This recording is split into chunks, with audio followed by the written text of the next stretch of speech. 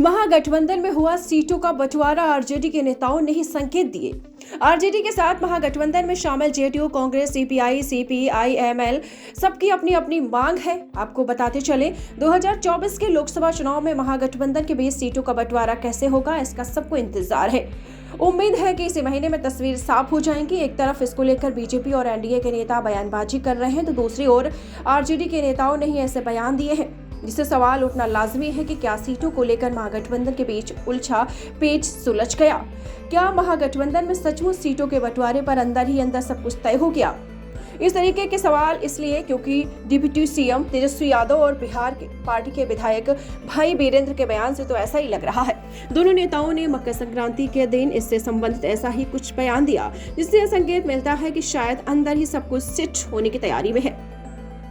मकर संक्रांति पर दही चूड़ा के भोज के बाद तेजस्वी यादव ने पत्रकारों से बात की। तेजस्वी ने कहा कि नीतीश कुमार नाराज नहीं है। इस दौरान सीटों के बंटवारे को लेकर जब सवाल किया गया तो तेजस्वी ने गोलमोल जवाब दिया, लेकिन बयान ऐसा दिया कि जैसे महागठबंधन में सब कुछ तय हो गया। तेजस्वी ने कहा कि बिहार में सब हो गया या नहीं हुआ, इसकी जानकारी हो सकता है आप लोगों को ना हो। पत्रकारों से बातचीत के दौरान भाई बीरेंद्र ने सीटों के बंटवारे पर बयान दिया। कांग्रेस 11 सीट मांग रही है, वामपंथी पार्टी 5 सीटें मांग रही है।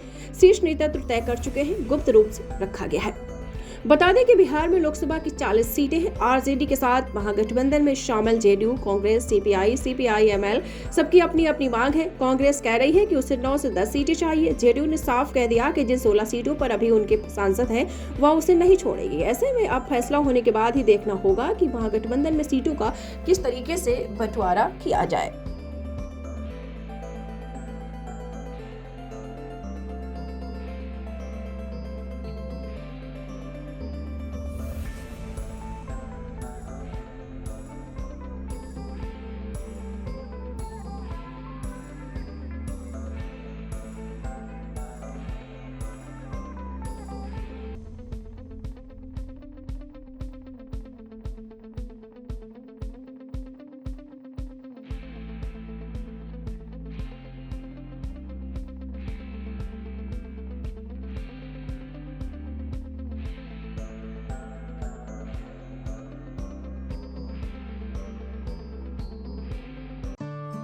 दीक्षांत एडुटेक लाया है दीक्षांत डिजिटल क्लास। दीक्षांत डिजिटल क्लास का उपयोग कर छात्र बना सकते हैं पढ़ाई को बेहद आसान और मजेदार।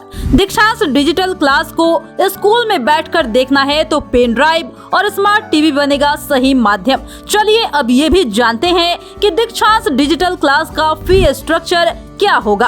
नर्सरी से लेकर यूकेजी के लिए 7,000, नर्सरी से लेकर दूसरी कक्षा के लिए 12,000, नर्सरी से लेकर 5वीं तक के लिए 18,000, नर्सरी से लेकर 8वीं तक के लिए 24,000, नर्सरी से लेकर 10वीं तक के लिए 30,000।